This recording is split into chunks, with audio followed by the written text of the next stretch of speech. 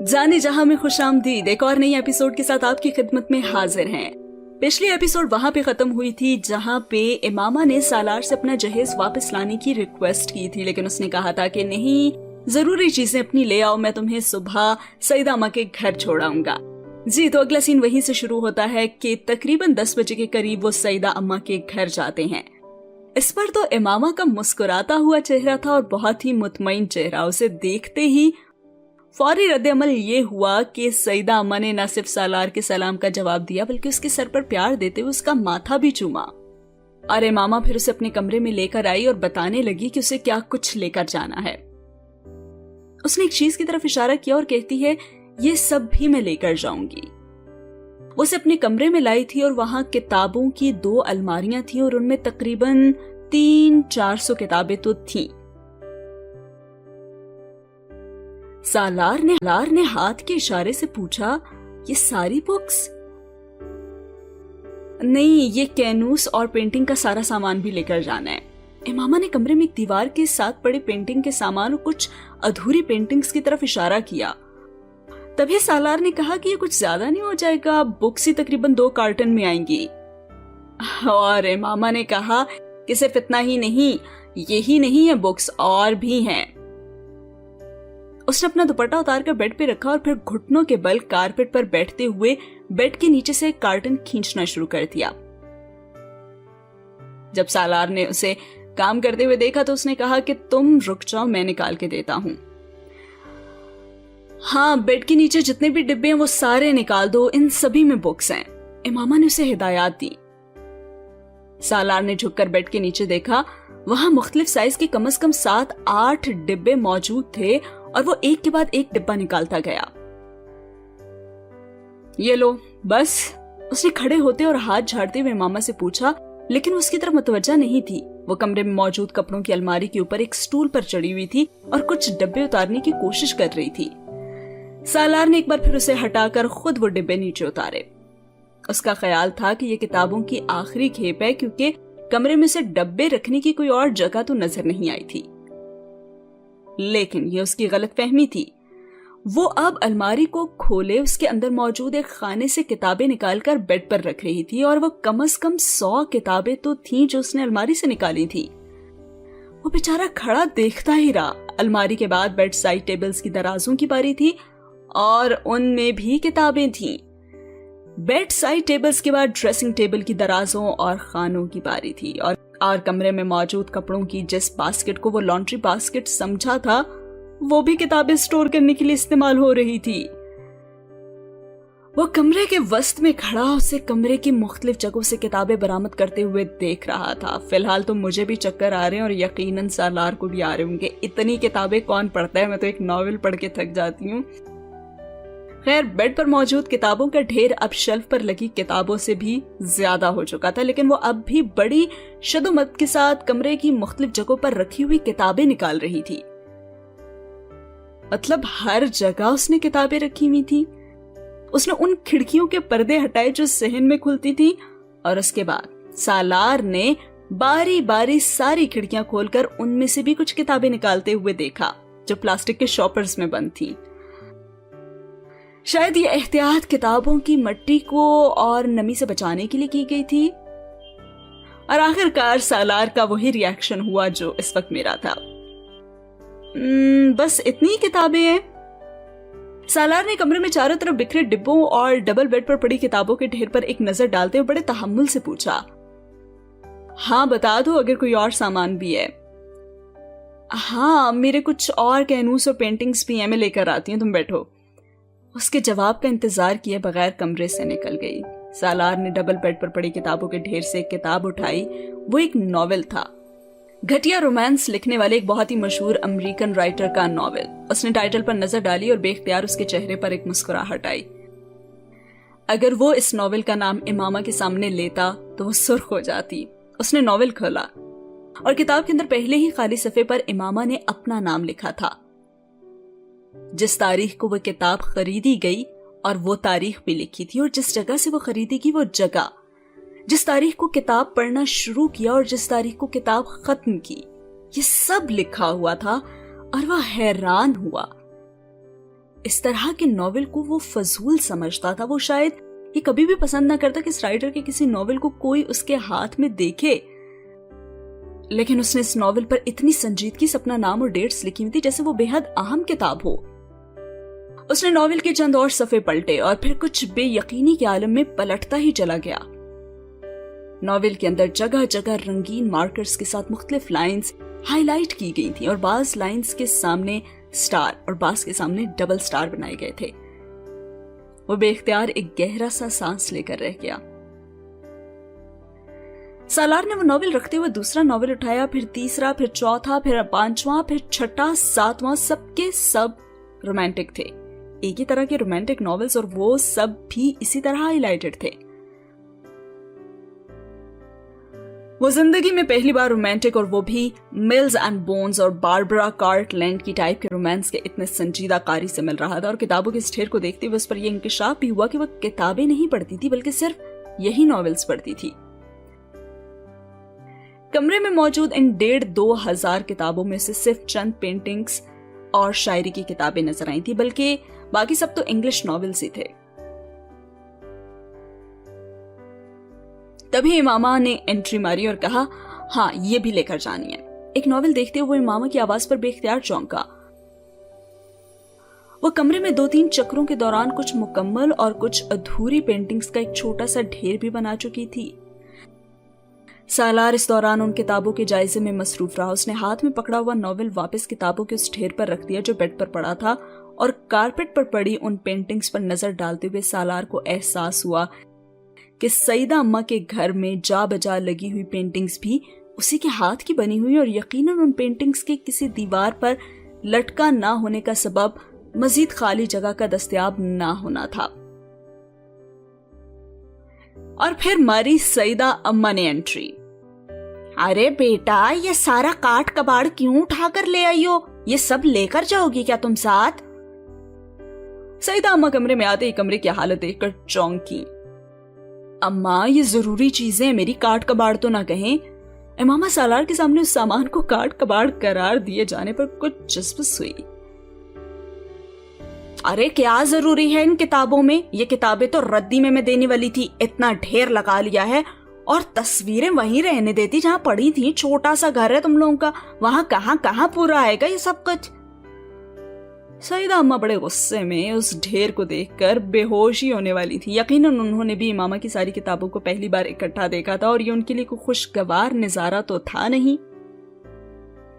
नहीं अम्मा, आ जाएगा पूरा ये सब कुछ। 3 बेडरूम्स हैं, उनमें से एक को इस्तेमाल करेंगे और ये सारा सामान रखने के लिए, है ना? लेकिन दूसरी चीजों को यही रखना पड़ेगा, कंबल, रग्स और कुशन्स वगैरह को। वो एक सेकंड में तैयार हो गई थी।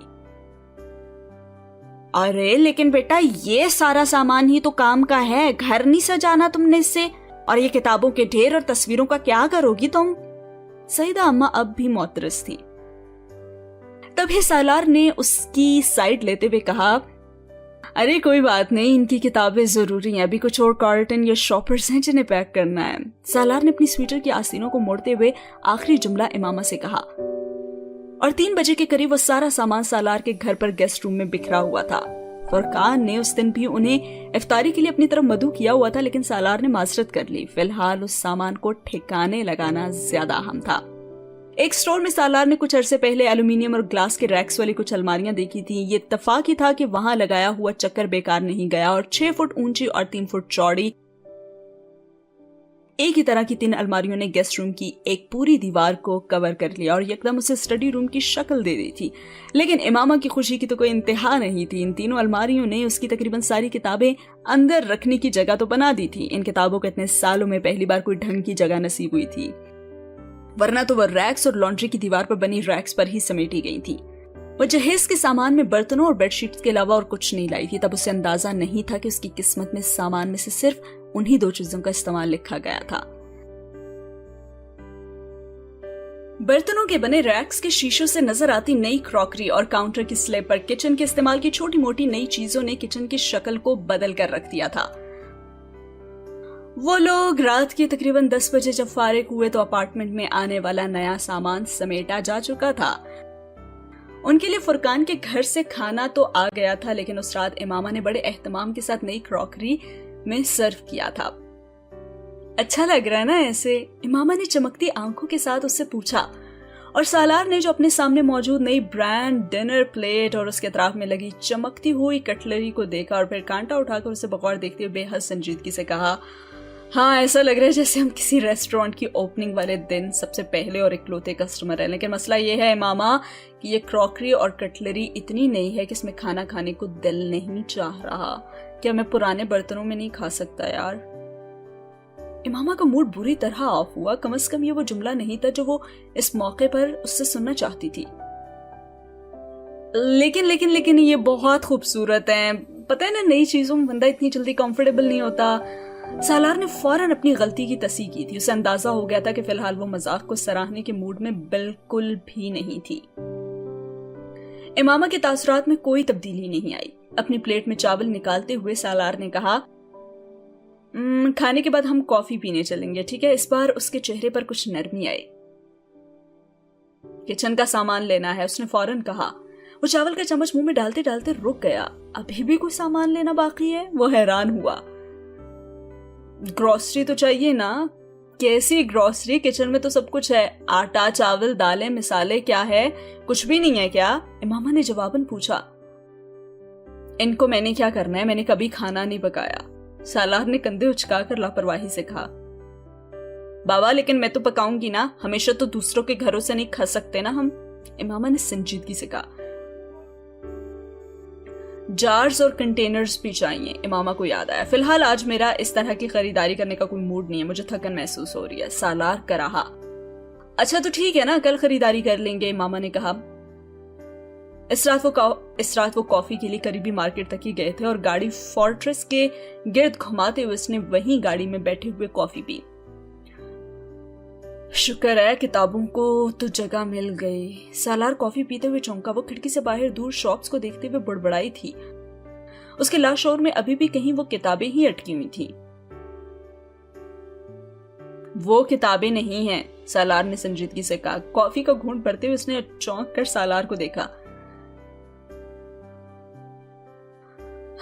95% तो वो नॉवेल्स हैं, वो भी चीप रोमांस।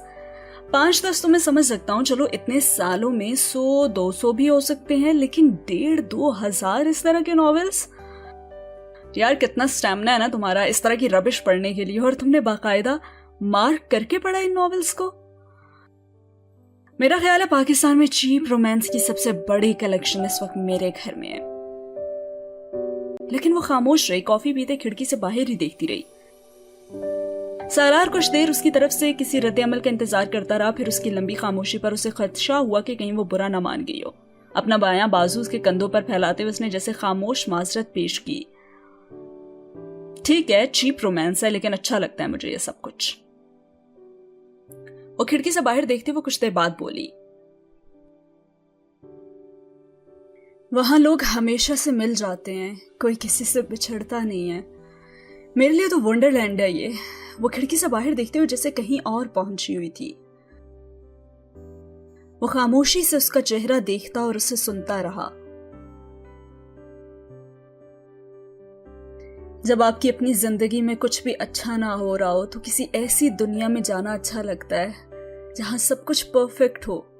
वहां वो कुछ हो रहा होता है जो आप चाहते हैं अपनी जिंदगी में, वो मिल रहा होता है जो आप सोचते हैं। झूठ है ये सब कुछ, लेकिन कोई बात नहीं, उससे शायद मेरी जिंदगी की कड़वाहट थोड़ी कम होती थी। आपको पता है, जब मैं जॉब नहीं करती थी ना, तब मैं बहुत ज्यादा नॉवेल्स पढ़ती थी। कभी कभार सारा दिन और सारी रात। और जब मैं ये नॉवेल्स पढ़ती थी तो मुझे कोई भी याद नहीं आता था, ना अम्मी, ना अबू, ना बहन, ना भाई, भतीजे, भतीजियां, भांजे, भांजियां, कोई भी नहीं। वरना बहुत मुश्किल होता था मेरे लिए सारा दिन या रात को सोने से पहले अपनी फैमिली के अलावा किसी और चीज के बारे में सोचना, अपनी जिंदगी के अलावा किसी और के बारे में परेशान होना। मैं खौफनाक ख्वाब देखती थी और फिर मैं उन नॉवेल्स के जरिए ख्वाबों की एक नई दुनिया बसा लिया करती थी। मैं नॉवेल खोलती थी तो एकदम मेरी जिंदगी बदल जाती थी। मेरी फैमिली होती थी उसमें, मैं होती थी, जलाल होता था। और ये सुनते सालार कॉफी का घूंट नहीं ले सका। اس کے لبوں پر اس وقت اس شخص کا نام سن کر کتنی اذیت ہوئی تھی اسے. نہیں بلکہ اذیت بہت ہی چھوٹا لفظ ہے. ایسی تکلیف انسان کو شاید مرتے وقت ہوتی ہے. ہاں اگر یہ ناولز اس کی کامل دنیا اور اس کا ونڈرلینڈ تھے تو اس میں جلال انصر ہی ہوتا ہوگا نا. سالار سکندر تو نہیں ہو سکتا. وہ سالار کے ساتھ مذہباً اور قانوناً ایک رشتے میں بندی تھی. دل کے رشتے میں کہاں بندی تھی وہ؟ دل کے رشتے میں تو شاید ابھی تک، اور وہ تو ماضی تھا جہاں جلال انصر کے سوا کوئی دوسرا نہیں تھا.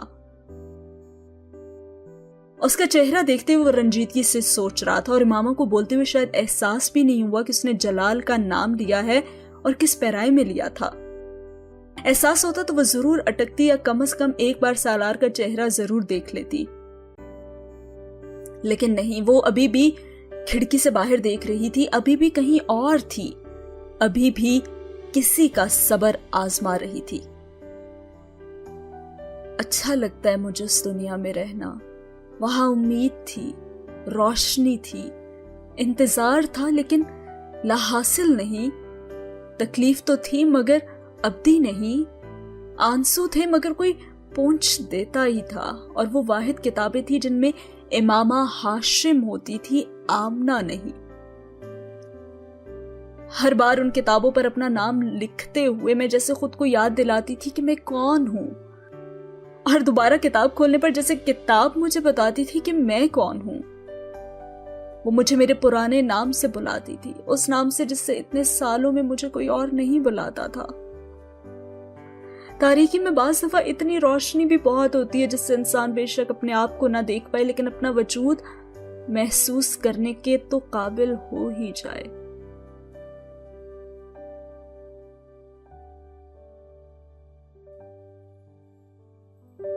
اس کی آواز اب بھیگنے لگی تھی. وہ خود تو خاموش ہو گئی لیکن دونوں کے ہاتھوں میں پکڑے کپوں میں کافی ٹھنڈی ہو گئی تھی اور اب اسے پینا نہیں چاہتے تھے. وہ اب ڈیش بورڈ پر پڑے ٹیشو باکس سے ٹیشو پیپر نکال کر اپنی آنکھیں خشک کر رہی تھی اور سالار نے کچھ کہے بغیر اس کے ہاتھ سے کافی کا کپ لے لیا. دونوں کے کپ پھینکنے کے بعد وہ دوبارہ گاڑی میں آ کر بیٹھا اور گاڑی سٹارٹ کرتے ہوئے اس نے ماما سے پوچھا، اور کافی چاہیے تمہیں؟ نہیں سالار. اور واپسی کا راستہ غیر معمولی خاموشی میں طے ہوا تھا اور ساتھ ہی یہ سین ہوا ختم. اگلے سین میں وہ گھر پہنچ چکے تھے اور سالار اس وقت امامہ سے کچھ کہہ رہا تھا. امامہ مجھے کچھ آفس کا کام ہے، ایسا کرو تم سو جاؤ. وہ کپڑے تبدیل کر کے سونے کے بجائے کمرے سے نکل گیا. ٹھیک ہے میں انتظار کروں گی، امامہ نے اس سے کہا. ارے نہیں مجھے ذرا دیر ہو جائے گی، تم سو جاؤ. اس نے امامہ کے ہاتھ میں پکڑے ناول کو نظر انداز کرتے ہوئے کہا جو وہ رات کو پڑھنے کے لیے لے کر آئی تھی. اسے واقعی آفس کے کچھ کام تو نمٹانے ہی تھے مگر اسٹڈی ٹیبل پر بیٹھتی اسے اندازہ ہو گیا تھا کہ آخری کام جو وہ آج کرنا چاہتا تھا وہ یہ تھا. کچھ دیر وہ لیپ ٹاپ آن کیے اپنے ٹیبل پر بیٹھا رہا اور پھر یکدم اٹھ کر گیسٹ روم میں آ گیا. لائٹ آن کرتے ہی کتابوں سے بھری ہوئی سامنے دیوار کے ساتھ لگی الماریاں اس کی نظروں کے سامنے آ گئی. اس نے ان کتابوں کو وہاں کچھ گھنٹے پہلے ہی رکھا تھا بڑی احتیاط اور نفاست کے ساتھ. مصنف کے نام کے اعتبار سے ان کی مختلف ریکس پر گروپنگ کی گئی تھی. تب تک وہ اس کے لیے صرف امامہ کی کتابیں تھیں لیکن اب وہ ان تمام کتابوں کو اٹھا کر بحیرہ عرب میں جا کر ڈبو دینا چاہتا تھا یا کم از کم راوی میں تو پھینک ہی سکتا تھا. وہ اب کتابیں نہیں ردی تھیں. امامہ کی وہ تصوراتی پرفیکٹ زندگی جو وہ جلال انصر کے ساتھ گزار رہی تھی، وہ 1,500 رومانس ان کرداروں کے رومانس نہیں تھے جو ناولز میں تھے. وہ صرف 2 کرداروں کا رومانس تھا، امامہ اور جلال کا. اعلیٰ ظرف بننے کے لیے کھلے دل یا برداشت کی ضرورت نہیں ہوتی بلکہ دماغ کا کام نہ کرنا شاید زیادہ ضروری ہوتا ہے. لیکن آخر کو وہ تھا تو مرد، ایسی سوچیں تو آنی ہی تھی اسے. وہ ریکس پر لگی ان کتابوں کو برداشت ہی نہیں کر پا رہا تھا. اسے ہر کتاب پر امامہ اور جلال انصر ہی نظر آ رہے تھے اور ان کی کہانی. امامہ کے اس اعتراف کے بعد کوئی شوہر بھی شاید برداشت نہ کر پاتا اور وہ بھی تو اس کا شوہر ہی تھا. وہ ان کتابوں کو گھر میں نہیں رکھنا چاہتا تھا اور وہ ایسا کر سکتا تھا. وہ اس کی بیوی تھی، روتی دھوتی ناراض ہوتی لیکن اتنی بااختیار نہیں تھی کہ وہ اس کی مرضی کے بغیر ان کتابوں کو وہاں رکھ سکتی. وہ عورت تھی، ضد کر سکتی تھی لیکن بات نہیں منوا سکتی تھی. وہ مرد تھا، اسے اپنی مرضی کے لیے ضد جیسے کسی حربے کی ضرورت ہی نہیں تھی. یہ اس کا گھر تھا، یہ اس کی دنیا تھی، اور وہ شرائط کے ساتھ نہیں رہنا چاہتا، نہ ہی ایسے جی سکتا ہے۔ وہ مراد کے ساتھ دنیا میں آتا ہے اور اسی کے ساتھ دنیا میں رہتا ہے۔ تو شاید آسان حل یہ تھا جو اسے معاشرہ اور اس کا ذہن بتا رہا تھا، اور مشکل حل وہ تھا جو اس کا دل اس سے کہہ رہا تھا، اور دل کہہ رہا تھا چھوڑو، جانے دو یار، یہ زہر کا گھونٹ ہے لیکن پی جاؤ۔ کل رات کو ہی تو اتنے بڑے بڑے لیکچرز دے رہے تھے، اسپیس کی باتیں کر رہے تھے، آزادی کا حق دے رہے تھے، اور آج اس کا پاسٹ جب تمہارے سامنے آیا تو تم ایسے بوکھلا گئے اور معاشرے کی ساری مردانہ باتیں تمہیں یاد آ گئی۔ لیکن دل نہ بھی کہتا تب بھی اس چیز کو اپنے گھر سے نکال کر نہیں پھینک سکتا تھا جو امامہ کی ملکیت تھی، جو کبھی اس کے دکھوں کی مرہم بنی تھی۔ ان کتابوں کے کرداروں میں وہ جس کسی کو بھی سوچتی رہی تھی، لیکن ان کتابوں پر لکھا ہوا نام اس کا اپنا تھا، اور یہ وہ نام تھا جو خود سالار کی روح کا حصہ تھا۔ صبر کی کئی قسمیں ہوتی ہیں اور کوئی بھی قسم آسان نہیں ہوتی۔ وہاں کھڑے اس نے سوچا اور لائٹ آف کر کے کمرے سے باہر نکل آیا۔ سالار! امامہ کی آواز پر وہ راکنگ چیئر پر بیٹھتے بیٹھتے چونکا، وہ دروازے میں ہی کھڑی تھی۔ تم سوئی نہیں ابھی تک؟ کیا تم میری وجہ سے اپسیٹ ہو؟ تو اس نے محسوس کر لیا۔ سالار نے اس کا چہرہ دیکھا اور سوچا، اس کی آنکھوں میں ایک عجیب سا خوف اور اضطراب تھا۔ وہ اونی شال اپنے گرد لپیٹے ہوئے تھی اور سالار جواب دینے کے بجائے راکنگ چیئر کی پشت سے ٹیک لگائے اسے دیکھتا رہا۔ اس نے کرسی کو ہلانا بند کر دیا تھا اور اس کی خاموشی نے جیسے اس کے اضطراب میں اور اضافہ کر دیا تھا۔ تمہاری فیملی نے کچھ کہا ہے یا پھر میری فیملی نے کچھ کیا ہے؟ وہ کیا سوچ رہی تھی؟ سالار نے بے اختیاری گہرا سانس لیا۔ کاش یہ وجہ ہوتی اور وہ وجہ نہ ہوتی۔ کیا کہے گی، میری فیملی یا پھر تمہاری فیملی؟ اس نے مدھم آواز میں اس سے پوچھا۔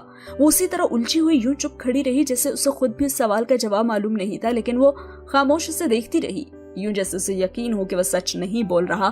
وہ حیران تھا کہ وہ کیسے کیسے خدشات ذہن میں لے کر بیٹھی ہے۔ وہ راکنگ چیئر پر سیدھا ہو کر بیٹھ گیا۔ اسے اس وقت امامہ پر جیسے ترس آیا تھا۔ یہاں آؤ۔ اس نے سیدھے ہوتے اس کا بایاں ہاتھ پکڑا اور اسے بالکل کسی ننھے بچے کی طرح سمجھانے لگا۔ کوئی کچھ نہیں کہہ رہا اور کوئی کچھ نہیں کر رہا، ہر کوئی اپنی زندگی میں مصروف ہے، اور اگر کچھ ہوگا تو میں دیکھ لوں گا سب کچھ۔ تم اب ان چیزوں کے بارے میں پریشان ہونا چھوڑ دو۔ تو پھر تم اپسیٹ کیوں ہو؟ میرے اپنے بہت سے مسئلے ہیں، وہ بڑبڑایا۔ امامہ نے گردن اوپر کرتے ہوئے اس کا چہرہ دیکھنے کی کوشش کی۔ اتنے دنوں میں پہلی بار اسے اتنا سنجیدہ لگا تھا۔ لیکن سالار، میں پریشان نہیں ہوں، اور اگر ہوں بھی تو تم اس کی وجہ نہیں ہو۔ اب دوبارہ مجھ سے سوال مت کرنا، ٹھیک ہے؟ اس کی بات مکمل ہونے سے پہلے اس نے کچھ سخت لہجے میں جھڑکنے والے انداز میں اس کی بات کاٹ کر سوال سے پہلے جواب دے دیا۔ وہ جیسے اس کا ذہن پڑھ رہا تھا۔ وہ چند لمحے کچھ بول نہیں سکی۔ اس کا جواب بہت سخت تھا اور سالار کو بھی اس کا احساس ہو گیا تھا۔ اچھا، تم کیا کہہ رہی تھی مجھ سے کہ کچن کے لیے کچھ چیزوں کی ضرورت ہے؟ اس نے اسے بے حد نرمی کے ساتھ موضوع بدلا۔ امامہ نے ایک بار پھر اسے ان چیزوں کے نام بتائے۔ ہاں، کل رات کو چلیں گے گروسری کے لیے۔ امامہ نے اس بار کچھ نہیں کہا، اور وہ دیوار پر سافٹ بورڈ پر لگے بہت سے نوٹس، ڈیڈ لائنز اور کچھ عجیب سے انڈیکسز والے چارٹس دیکھ رہی تھی۔ پھر اس نے سالار سے پوچھا، یہ بتاؤ کہ تم بینک میں کیا کرتے ہو؟ وہ ایک لمحے کے لیے چونکا، پھر اس نے اس کی نظروں کا تعاقب کرتے ہوئے بورڈ پر نظر ڈالی۔ میں بیکار کام کرتا ہوں، وہ بڑبڑایا۔ تمہیں پتہ ہے مجھے بینکرز کبھی بھی اچھے نہیں لگتے۔ امامہ کو اندازہ نہیں ہوا کہ اس نے کتنے غلط وقت پر یہ تبصرہ کیا تھا۔ جانتا ہوں تمہیں ڈاکٹرز اچھے لگتے ہیں، سالار کے لہجے میں خنکی آئی تھی۔ امامہ نے سادہ لہجے میں بورڈ کو دیکھتے ہوئے کچھ بھی محسوس کیے بغیر یہ بات کہی، اور یہ کہتے ہوئے اسے جلال کا خیال نہیں آیا تھا، لیکن سالار کو تو یقیناً آیا تھا۔ تم نے مجھے بتایا نہیں کہ تم بینک میں کیا کرتے ہو؟ امامہ نے دوبارہ پوچھا۔ میں پبلک ریلیشننگ میں ہوں۔ اس نے یہ جھوٹ کیوں بولا وہ خود بھی سمجھ نہیں پایا تھا۔ امامہ نے بے اختیار اطمینان بھرا سانس لیا۔ ہاں، یہ پھر بھی بہتر ہے۔ اچھا، تم ڈائریکٹ بینکنگ میں نہیں ہو۔ تم نے کیا پڑھا تھا سالار؟ یہ پھر بھی بہتر ہے۔ اچھا ہے کہ تم ڈائریکٹ بینکنگ میں نہیں ہو۔ ویسے تم نے کیا پڑھا تھا سالار؟ Mass communications. وہ ایک کے بعد ایک جھوٹ بول رہا تھا. اچھا، مجھے سبجیکٹ بہت پسند ہے. تمہیں کچھ اور بننا چاہیے تھا یار. یعنی ڈاکٹر؟ سالار سلگا لیکن امامہ کھلکھلا کر ہنسی. میس کمیونیکیشنز پڑھ کر تو ڈاکٹر نہیں بن سکتے اب تم. سالار نے جواب نہیں دیا. اگر وہ اس کا چہرہ دیکھ لیتی تو اتنی بے تکلفی کے ساتھ یہ سارے تبصرے نہ کر رہی ہوتی. میں ڈاکٹروں سے نفرت کرتا ہوں، سالار نے سرد لہجے میں کہا. وہ بے اختیار سالار سے الگ ہوئی. میں ڈاکٹروں سے نفرت کرتا ہوں، سالار نے سرد لہجے میں کہا، اور اس نے فوراً سے سالار کے منہ کی طرف دیکھا. ارے کیوں؟ اس نے حیرت سے سالار کا چہرہ دیکھتے ہوئے یہ بات کہی تھی. اس کا چہرہ بے تاثر تھا. کم از کم امامہ اسے پڑھ نہیں سکی. ایسے ہی. ایسے ہی کیسے؟ کوئی تو وجہ ضرور ہوگی نا. بتاؤ نا کیوں ڈاکٹرز تمہیں پسند نہیں ہیں؟ وہ جذبس ہوئی. اچھا تو کیا تم مجھے یہ بتاؤ گی کہ تمہیں بینکرز کیوں نہ پسند ہیں؟ سالار نے بھی فٹ سے جواب دیا. بددیانت ہوتے ہیں وہ. امامہ نے بے حد سنجیدگی سے کہا. کیا بینکر؟ ہاں. وہ بورڈ کے قریب جا کر کھڑی ہو گئی اور اس پر لگائے ہوئے نوٹس اور ڈیڈ لائنز پڑھ رہی تھی. بینکرز لوگوں کا پیسہ اثاثہ محفوظ رکھتے ہیں. اس نے اپنے عقب میں سالار کو بڑے جتانے والے انداز میں کہتے سنا. اور پیسہ لوگوں کا ایمان خراب کر دیتا ہے. اس نے مڑے بغیر جواب دیا. اس کے باوجود لوگ ہمارے پاس آتے تو ہیں نا، سالار نے اسی انداز میں کہا. اور اس پر امامہ پلٹی. لیکن وہ آپ پر بھروسہ نہیں کرتے سالار. وہ مسکرا رہی تھی لیکن سالار نہیں. اس نے خاموشی سے اس کا چہرہ دیکھا اور پھر اسبات میں سر ہلا دیا. ایک بددیانت بینکر صرف آپ کا پیسہ لے سکتا ہے، لیکن ایک بددیانت ڈاکٹر آپ کی جان بھی لے سکتا ہے. تو پھر زیادہ خطرناک کون ہوا؟ اس پر امامہ بول نہیں سکی. اس نے چند منٹ تک جواب ڈھونڈنے کی کوشش تو کی لیکن اسے جواب ملا نہیں. اور پھر اس نے ایک دم سالار سے کہا، اگر میں ڈاکٹر ہوتی تو پھر بھی تمہیں ڈاکٹر سے نفرت ہوتی. وہ اب اسے جذباتی دباؤ میں لے رہی تھی. یہ غلط تھا لیکن اب وہ اور کیا کرتی؟ جب اگر ایگزسٹ ہی نہیں کرتا تو میں اس پر رائے بھی نہیں دے سکتا. اس نے کندھے اچکا کر صاف جواب دیا. امامہ کا رنگ کچھ پھیکا پڑ گیا. جواب غیر متوقع تھا، کم از کم سالار کی زبان سے. زمینی حقائق یہ ہیں کہ تم میری بیوی ہو اور تم ڈاکٹر نہیں ہو. میں بینکر ہوں اور میں ڈاکٹر سے نفرت کرتا ہوں. That's it. اس کے لہجے کی ٹھنڈک پہلی بار امامہ تک پہنچی تھی، اور لہجے کی ٹھنڈک یا پھر آنکھوں کی سرد مہری. وہ بول نہیں سکی اور نہ ہی ہل سکی. ایک ہفتے میں اس نے اس طرح تو کبھی اس سے بات نہیں کی تھی. خیر رات بہت ہو گئی ہے، سونا چاہیے ہمیں. وال کلاک پر نظر ڈالتے ہوئے اسے دیکھے بغیر کرسی سے اٹھ کر چلا گیا. اور وہ دیوار کے ساتھ لگی جھولتی ہوئی کرسی کو دیکھتی رہی اور وہ اس کے بدلتے موڈ کی وجہ سمجھ نہیں پا رہی تھی. جی جناب، پہلے تھی امامہ کے موڈ سوئنگز اور اب ہیں سالار کے. ایسے ہی تو سٹوری چلے گی. وہ کوئی ایسی بات تو نہیں کر رہے تھے جس پر وہ اس طرح کے الفاظ کا استعمال کرتا. وہ وہاں کھڑی اپنی اور اس کے درمیان ہونے والی گفتگو شروع سے یاد کرنے کی کوشش کر رہی تھی. اور اسی کے ساتھ یہ سین ہوا ختم.